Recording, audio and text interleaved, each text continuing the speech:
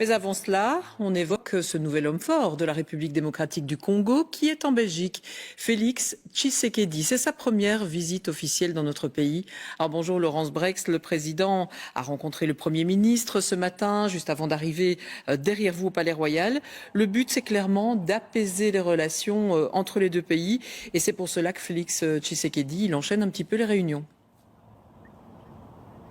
Absolument, Véronique, 12 ans qu'une telle visite n'avait pas été organisée ici en Belgique avec un chef de l'État congolais qui, comme vous le disiez, est en train de rencontrer le roi en tête-à-tête en ce moment même ici au Palais Royal. Ce matin, c'est avec des membres du gouvernement qu'il a eu une réunion, mais vous le savez, notre gouvernement, il est en affaires courantes. Et donc ça veut dire que ça a des conséquences aussi sur nos relations avec certains pays. Pas question de lancer par exemple de nouvelles politiques ou de nouveaux grands projets avec le Congo en ce moment. Ça, ce sera pour le jour où nous aurons un gouvernement, un nouveau gouvernement quand il sera formé. Ça ne veut pourtant pas dire qu'il ne se passe rien lors de cette visite officielle, bien au contraire.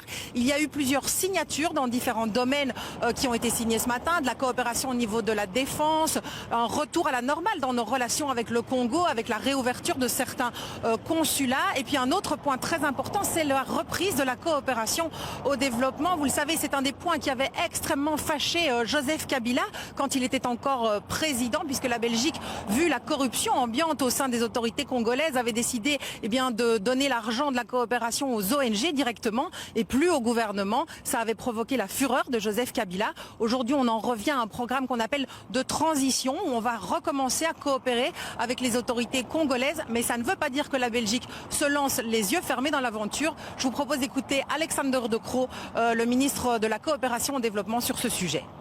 Je pense qu'à un moment comme celui-ci, la Belgique ne peut pas dire voilà, on va rester sur le côté. Je pense qu'on doit être un partenaire, mais nous sommes un partenaire avec beaucoup d'exigences par rapport aux résultats sur le terrain. Qu'est-ce que le président Tshisekedi doit prouver à la Belgique selon vous?